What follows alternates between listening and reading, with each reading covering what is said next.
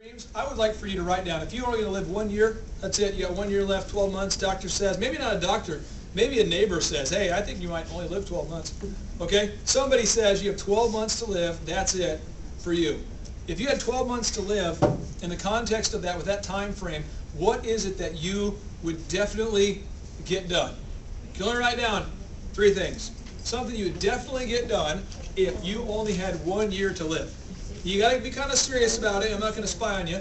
But if you only had 1 year to live, what would you definitely do?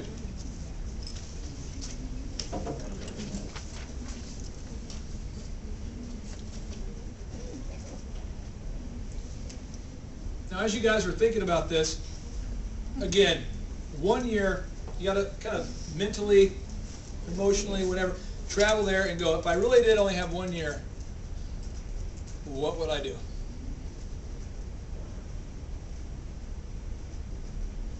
And as you're thinking about that, I'm going to give you a story. It could be demotivational, but I'm going to give it to you anyway. Good friend of mine, he was my roommate in college. Now, you could imagine being my roommate. I had 3 roommates in 3 semesters, okay? Bad deal. People couldn't stand living with me. My wife, I don't know how she puts up with me, okay? But I paid my roommate, I said, Mark, we're going to jettison the beds because we're out of room for the printers and all the machines and stuff we have in our dorm room. So if you sleep on the floor, I'll buy you a jersey once a week, like a pro sports jersey, and I'll pay you. He's like, okay. So Mark and I have been lifelong friends. He's my roommate at the time. He's living on the floor in the dorm rooms. And Mark says, hey, bro, I got to go to Stillwater, Oklahoma, to help out a buddy. He had a flat tire or something. Do you want to go there? We can help pick up his car and drive it over to the shop and this and that. And I said, actually, I have an event tonight. I can't do it. I'm going to be DJing for Delta Airlines. I can't go. So Mark leaves, drives, apparently saw some type of rodent animal, went around it. He ends up getting killed, okay? And he died when he was 19. And this was right before I got married. And I'd known the guy since he was 2. And his dad says, you're funny, will you speak at his funeral? Because I think his funeral should be fun and uplifting, and I think it should be good.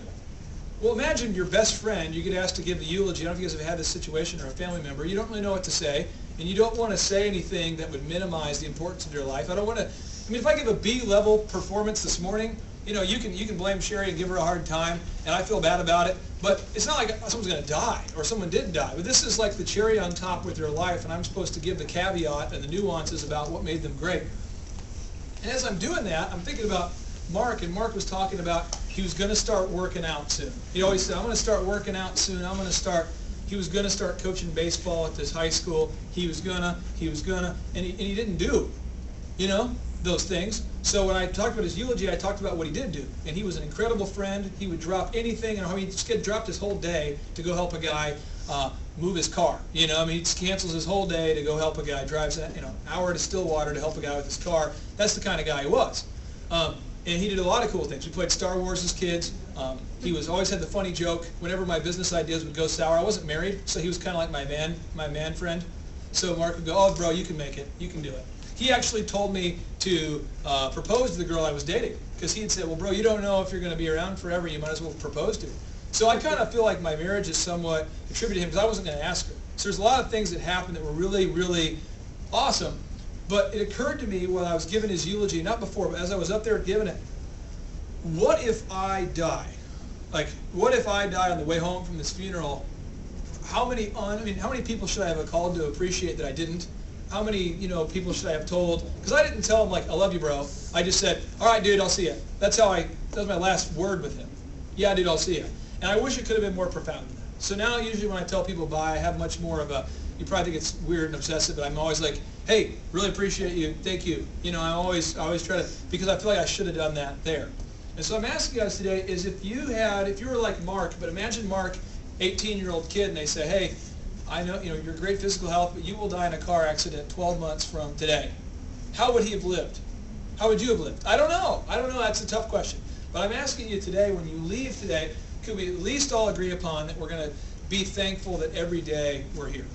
There's a Bible verse. If you don't believe in the Bible, you can, somehow synthesize this into something non-biblical. But it says, this is the day that the Lord has made. I'll rejoice and be glad in it. I think we could all agree that we should be thankful that we're alive. You know, we should be very thankful, because not everyone can say that. So I'm asking you guys today just to embrace your life and to go, yes, I am alive. I made it through another day, and be excited about that, and then be moving forward towards those three things. Because I live right now as though I'm not going to make it.